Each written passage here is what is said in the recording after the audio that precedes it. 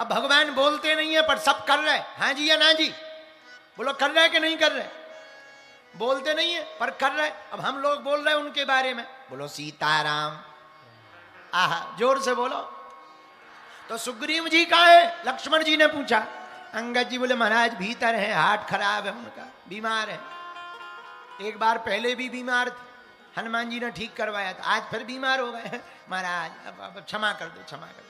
लक्ष्मण जी बोले कोई बात नहीं, चलो भीतर, हम समझाते हैं, बीमारी की दवा देते हैं, उनको डोज देते हैं। ले गए लक्ष्मण जी को अंदर। अब सुग्रीव जी कोने में छिपे आए, कैसे कहीं ऐसा ना हो बाण हाथ में लिए तुरंत कह दें ले खा जा, मर जाएंगे, क्या करें।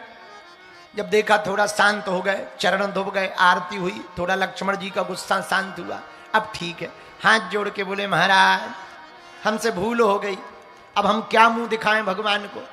इतने में हनुमान जी आ गए। हनुमान जी बोले महाराज हे वानरेंद्र सुग्रीव, आपने आज्ञा दी थी कि सभी वानरों को बुलाओ ताकि जानकी जी का पता लगाया जा सके। हमने सब वानरों को बुला लिया है, सब बाहर आ गए हैं और बाहर जोर जोर से जयकारा लग रहा है। आवाज लक्ष्मण जी ने भी सुनी। सुग्रीव जी मन ही मन बोले हनुमान जी और तो सब ठीक है, टाइमिंग बहुत बेहतर है। ऐसे समय पे आए जब लक्ष्मण जी भयंकर गुस्सा में है और तुमने ठीक कह दिया कि पूरी सेना आ गई जानकी माता की खोज के लिए। मनी मन धीरे से बोले बढ़िया टाइमिंग है। अंगद जी मुस्कुरा के बोले कुछ भी कहो हनुमान जी, उपस्थिति तो बहुत गजब की होती है आपकी। धीरे से हनुमान जी बोले लक्ष्मण जी से, सरकार अगर आप बुरा ना माने तो सेना पूरी बाहर आ गई है, अंदर बन नहीं पाएंगे, बाहर ही एक बार चल पड़ो। लक्ष्मण जी बोले हाँ हाँ सही बात है, देर मत करो, चलो। जैसे ही बाहर गए पूरी सेना को लक्ष्मण जी ने देखा तो जो गुस्सा था वो ठंडा हो गया। बोले चलो कम से कम काम तो स्टार्ट हो गया, बोलो सीताराम। चलो कहां? राम जी के पास। अब राम जी के पास गए, विविध सेना, इतनी सेना, आहा। हम जब आज आंजनेय की आत्मकथा पढ़ रहे थे तब हमने पढ़ा सेना के बारे में। करोड़ों वानर राम जी के सामने खड़े हुए। ऋक्षराज जामबान, सुग्रीव, विश्वकर्मा के रूप में नलनील, गवय, गवाक्ष, दधिमुख, केहरी, शरद, मेंद, पनस, बलीमुख, गज, सुषेण, तार, और यहां तक कि उस सेना में हनुमान जी के पिता केसरी अपनी अपनी लाखों लाखों वानरों की सेना लेकर के खड़े हैं। हनुमान जी बोले राम जी से, प्रभु आपकी सेवा में पूरी सेनाएं आ गई, ये जानकी माता की खोज करेंगे, पता लगाएंगे। राम जी बोले बहुत बढ़िया है। हनुमान जी बोले आप आशीर्वाद दे दो, हम मुखिया को बुला लेते हैं। राम जी बोले तुम बुलाओ मत, हम स्वयं चल करके जाएंगे। ये है भाव राम जी का। आहा कितनी अद्भुत बात है। राम जी गए, स्वयं सबको मिले। हनुमान जी ने सोचा मुखिया भर को मिले होंगे, तो बोले महाराज अगर बुरा ना माने तो हम मंडलों के कुछ प्रभारियों को बुला लें। हाँ हाँ बुलाओ। जो भी राम जी के चरण स्पर्श करने से वंचित रह गया हो सब आ जाओ। पर सबने तो प्रणाम कर लिया था। हनुमान जी बोले इतनी जल्दी कैसे कर लिया? सब बोले हमने कर लिया। वानर बोले हमने कर लिया, दधिमुख बोले हमने कर लिया, केहरी बोले हमने कर लिया, और केसरी जी बोले हमने भी कर लिया, ऋक्षराज जामवंत जी बोले हमने भी कर लिया। अंगद जी से हनुमान जी बोले बचा कौन है? अंगद जी बोले हम तुम दोनों ही बचे हैं, बाकी सबने कर लिया। आहा अब हनुमान जी और अंगद जी गए, राम जी ने आशीर्वाद दिया, खुश रहो। वानरेंद्र के राजा सुग्रीव ने पूरी वानर सेना को सभा में सुनाया, सुनो वानरों, हम तुम्हारे राजा होने के नाते 1 माह का समय दे रहे हैं। 1 महीने में अगर जानकी माता का तुम लोगों ने पता नहीं लगाया, आकाश में हो या पाताल में, कहीं से भी तुम जानकी माता की खबर लेकर आना। और 1 महीने में अगर वानर जानकी माता की खबर लेकर नहीं आएंगे तो एक एक करके हम सब वानरों को मार देंगे और खुद भी आत्महत्या कर लेंगे। वानर जाति पर कलंक होगा। सभी वानर दोनों हाथ उठाकर लाखों वानर सुग्रीव जी के सामने जयकारा करने लगे, जय श्री राम। मंडल बांट दिए, चारों दिशाओं में बानरों को भेज दिया। दक्षिण दिशा में हनुमान जी की टोली गई। हनुमान जी की टोली में भी लाखों बानर हैं। युवराज अंगद को प्रभारी बनाया गया, जामवंत जी को सहायक संरक्षक बनाया गया। बाकी सेना भी हनुमान जी के साथ साथ चल पड़ी। आगे आगे अंगद जी हैं, सबसे पीछे हनुमान जी हैं। किसी ने कहा कि हनुमान जी आप पीछे क्यों हो? हनुमान जी बोले जो राम का कार्य करने निकल पड़ते हैं हम उनके पीछे पड़ जाते हैं ताकि वो लौट करके घर में जाके सो ना जाएं। इसलिए हनुमान जी बोले हम सबसे पीछे लगे रहते हैं। हनुमान जी सबसे पीछे, बाकी बानर आगे हैं। 26 दिन बीत गए पर जानकी माता का पता नहीं लगा पाए। जब पता नहीं मिला तो सभी बानरों ने प्रण लिया कि अब जब माता जानकी का पता नहीं मिल रहा है तो आज से हम लोग भोजन त्याग रहे, हम भोजन नहीं करेंगे, भूखे ही मरेंगे।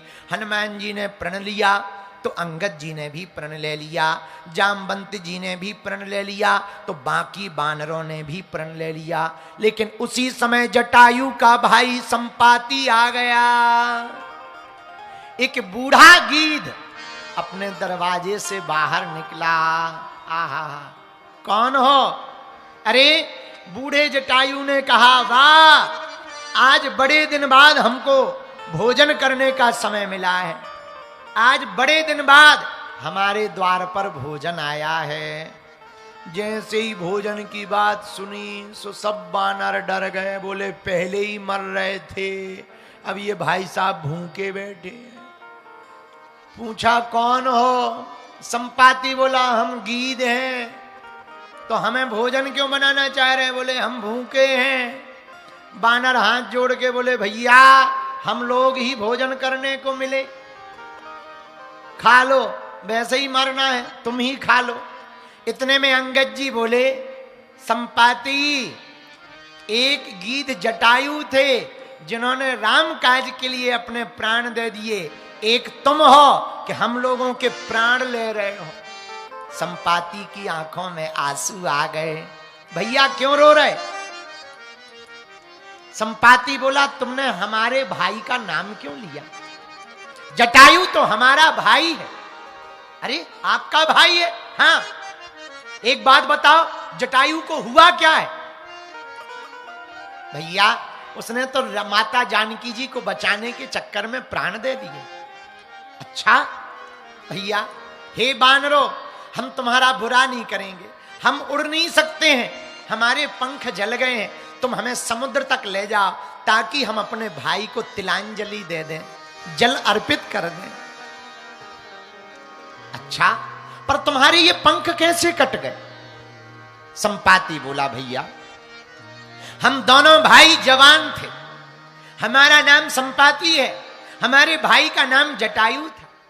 दोनों जवान थे, जोश में थे, उड़ने में बहुत पावरफुल थे, ताकतवर। एक दिन हम दोनों भाइयों ने शर्त लगाई चलो सूर्य के नजदीक चलते हैं। दोनों भाई उड़ते उड़ते गगन में ऊपर चले गए, गुरुत्वाकर्षण सीमा को पार कर गए। लेकिन जैसे ही सूर्य के नजदीक पहुंचने लगे तो जलन बढ़ गई, ताप बढ़ गई, अग्नि तेज होने लगी। तो जटायु बोला भैया हम तो नहीं जाएंगे, तुम जीत गए, चलो वापस लौट चलते हैं, जलन बहुत हो रही है, शरीर में आग लग रही। हमने कहा जवानी के जोश में रहने दो, तुम्हें नहीं जाना है तो मत जाओ, पर हम जाएंगे। तो जटायु तो वापस हो गया, पर हम जवानी के जोश में सूर्य के नजदीक पहुंच गए। हुआ क्या? उस तेज ताप में अग्नि के गोला के रूप में सूर्य ने हमारे पंखों को जला दिया, हम यहां गिर पड़े। पर एक मुनि को हम पर दया आ गई, हमको उठाकर गुफा में रख दिया और गुफा में रख करके कहा चलो चिंता मत करो, हम जो है आहा आपको एक वरदान देते हैं। क्या? जाओ, भगवान ने चाहा तो तुमको राम जी के दूत मिलेंगे, और जिस दिन तुम्हें राम जी के दूत जानकी माता की खोज करते हुए दिख जाएंगे उसी दिन तुम्हारे पंख पुनः वापस आ जाएंगे।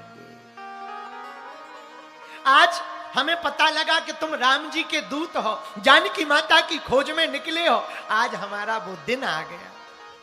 तो बानरों ने से अंगद जी ने पूछा, संपाति एक बात बताओ, हाँ इतने दिनों तक तुम भूखे रहे? नहीं। खाते रहे? हाँ। कैसे? संपाति बोला, हमारा एक बेटा है, उसका नाम है सुपार्श्व। सुपार्श्व नाम का बेटा है, वो रोज जाकर के हमारे लिए खाना लाता था, पर कुछ दिनों से नहीं आ रहा। क्यों? क्यों नहीं आ रहा? संपाति बोला, भैया एक दिन वो दाना लेकर नहीं आया, रात को देर से आया, तो हमने पूछा, बेटा इतनी देर तक तू कहां रहा? तो संपाति के बेटे सुपार्श्व ने कहा, पिताजी आज हम दाना लेने गए तो रास्ते में एक काले काले विकराल पुरुष जिसके सिर 10 थे, वो सुंदर सी एक कन्या का हरण करके ले जा रहा था, और हम उससे लड़ने लगे तो उसने हमें डांट डपट कर और हाथ जोड़कर कहा, भैया हम तुझसे जीत नहीं पाएंगे, तू अपना काम कर, हमें अपना काम करने दे, हमें मत छेड़। पिताजी हमने भी उसको ज्यादा परेशान नहीं किया, वो चला गया, तब तक शाम हो गई, इसलिए हम दाना नहीं ले पाए। संपाति बोला, अंगद जब हमने ये सुना तो अपने बेटे को डांट दिया, अरे निर्लज्ज कायर, एक अबला स्त्री को कोई विदेशी राजा चोरी करके ले जा रहा था और तूने जाने दिया? जा, आज के बाद मुझे मुंह मत दिखाना, ये हमारे भारत के पक्षियों का ज्ञान है। देखना हमारे भारत के पक्षी भी कितने वीर होते हैं, विदेशी ताकतों को वो भी ललकार देते हैं। जा। संपाति बोले, अंगद उसी दिन के बाद हमारा बेटा आज तक नहीं आया, इसलिए हम भूखे बैठे थे, पर आज हमने जब शोर सुना तो लगा भोजन आ गए, पर तुम तो राम के दूत हो, हमें समुद्र किनारे ले चलो। डरते हुए अंगद जी ने, हनुमान जी ने संपाति को उठाया, समुद्र के किनारे ले गए। उसने चोंच में जल भरा और जैसे ही जल भर के जटायु को तिलांजलि समर्पित की, तुरंत उसके पुनः पंख निकलने लगे। पंख जैसे ही निकले, बानर बोले, हमको जानकी माता का पता चाहिए। संपाति बोला, हमारी दृष्टि बड़ी तेज है, सुनो माता जानकी कहाँ है? यहां से कुछ दूरी पर लंका है, समुद्र पार करके त्रिकूट पर्वत पर लंका है। लंका में एक बाग है, उस बाटका के नीचे जानकी माता दुखी भाव में बैठी हुई है। जो भी बानर एक छलांग में समुद्र को पार करेगा, वही लंका में जाकर जानकी माता की खबर को ला पाएगा। इतना कह के संपाति उड़ गया, पर बानर बोले कौन जाएगा? सबने अपना अपना बल बताया। हनुमान जी बोले, भैया हम तो नहीं जा सकते क्योंकि हमारे पास खुद का बल नहीं है। जामवंत जी बोले, पर प्रभु का बल तो है। राम काज लगी तब अवतारा, सुनते ही भयऊ पर्वत आकारा। राम जी के काज को सुनकर हनुमान जी पर्वत आकार भय। जामवंत जी से पूछा क्या करना है? जामवंत जी बोले, केवल जानकी माता की खबर लेकर आना है। जैसे ही जाने लगे तो हनुमान जी ने कहा, तब लगी मोही पर क्यों तुम भाई, शहीदों के कंध मूल बल